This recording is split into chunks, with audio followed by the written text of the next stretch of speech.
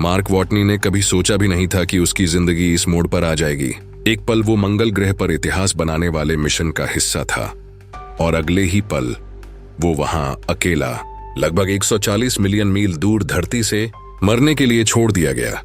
एक भयानक धूल भरी आंधी आई। उसकी टीम को तुरंत निकलना पड़ा और इसी भाग दौड़ में वो मलबे से टकरा गया। सबको लगा कि वो मर चुका है, इसलिए क्रू उसे वहीं छोड़कर निकल गई। लेकिन जब वॉटनी होश में आया तो सच्चाई सामने थी। वो जिंदा था, मगर पूरी तरह अकेला। उसके पास बहुत कम सामान था, धरती से संपर्क का कोई रास्ता नहीं था और चारों तरफ बस लाल चट्टानों और सूनी जमीन का बंजर संसार फैला हुआ था। यहीं से शुरू होती है द मार्शियन किताब की कहानी, जो इंसानी हिम्मत, दिमागी ताकत और मुश्किल हालात में भी हंसी ढूंढने की एक अद्भुत मिसाल है।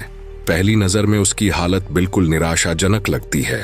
खाने पीने के लिए बस उतना ही राशन था जितना क्रू पीछे छोड़ गई थी, और वो भी कुछ ही दिनों तक चलने वाला था। उसे पता था कि अगर धरती से मदद भी आए तो कम से कम 4 साल लगेंगे। और सबसे बड़ी दिक्कत ये थी कि उसे कोई ये बताने का रास्ता ही नहीं था कि वो जिंदा है। मंगल ग्रह इंसानों के लिए नहीं बना। वहां की पतली हवा, जमाने वाली ठंडी रातें और सांस लेने लायक ऑक्सीजन की कमी, सब कुछ मौत से भरा हुआ था। लेकिन वॉटनी हार मानने वालों में से नहीं था। वो एक वैज्ञानिक और इंजीनियर था जिसे मुश्किल वक्त में सोच समझकर रास्ता निकालना आता था। घबराने की बजाय उसने तय किया कि वो जिंदा रहेगा किसी भी तरह, और इसके लिए वो अपना दिमाग, अपना हुनर और अपना ह्यूमर इस्तेमाल करेगा। सबसे बड़ी दिक्कत थी खाना। राशन बहुत जल्दी खत्म हो जाता, तो उसने एक बड़ा साहसिक फैसला लिया। वो मंगल पर आलू उगाएगा।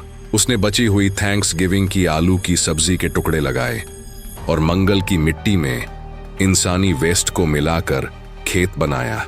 पानी बनाने के लिए उसने बचा हुआ हाइड्रोजन जलाकर ऑक्सीजन के साथ मिलाया।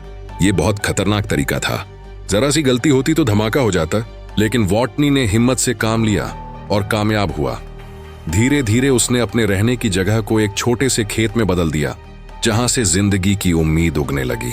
धरती पर भी नासा ने कुछ दिनों बाद सैटेलाइट की तस्वीरों से पता लगाया कि वॉटनी जिंदा है। अब ये सिर्फ उसकी लड़ाई नहीं रही, पूरी दुनिया की कोशिश बन गई।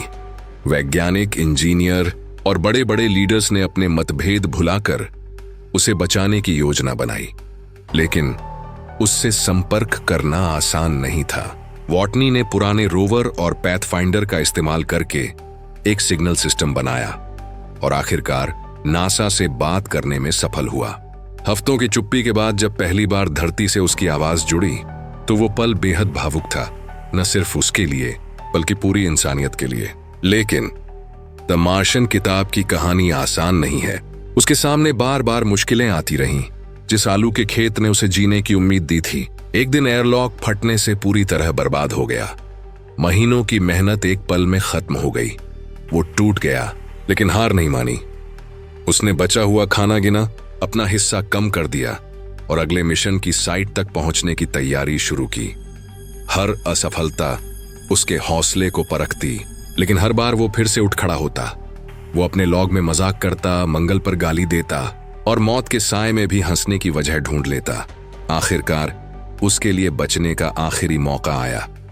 नासा ने उसकी पुरानी टीम को संदेश दिया और उन्होंने आदेशों को अनसुना करके अपनी जान पर खेलकर वापस लौटने का फैसला किया। अब कहानी सिर्फ एक इंसान को बचाने की नहीं थी, ये इंसानियत का सबक था कि हम अपने साथी को कभी नहीं छोड़ते। इस बीच वॉटनी को खुद हजारों किलोमीटर की सफर करनी पड़ी, रोवर चलाकर, धूल भरी आंधियों से जूझकर, थकान और भूख से लड़ते हुए एरिस 4 साइट तक पहुंचना पड़ा। कहानी का चरम बेहद सांस रोक देने वाला है। वॉटनी खुद को एक साधारण से रॉकेट में बैठाकर अंतरिक्ष में लॉन्च करता है। यह मिशन लगभग आत्महत्या जैसा था, लेकिन और कोई रास्ता नहीं था।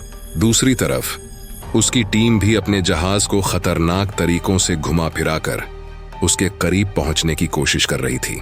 आखिरी लम्हे में खतरनाक हालात और लगभग असंभव गणनाओं के बीच आखिरकार उसे जहाज पर खींच लिया गया। वो जिंदा था, टूटा फूटा, थका हुआ, लेकिन जिंदा। सालों की तन्हाई और मौत से जंग के बाद वो आखिरकार सुरक्षित था। द मार्शियन किताब सिर्फ जीने की कहानी नहीं है, ये इंसान की जिद, उसके दिमागी हुनर और उसकी हंसी की ताकत का जश्न है। वॉटनी का मजाकिया अंदाज, उसकी डायरी में लिखी बातें, सबसे कठिन हालात में भी हंसी ढूंढने की कोशिश इसे बेहद इंसानी बना देती है। और ये किताब हमें दिखाती है कि असली ताकत सिर्फ साइंस और टेक्नोलॉजी में नहीं बल्कि इंसानियत में है। जब पूरी दुनिया एक होकर एक इंसान की जान बचाने में लग जाए। इस कहानी की असली खूबसूरती इसकी सच्चाई में है। एंडी वियर ने इसे असली साइंस पर लिखा है।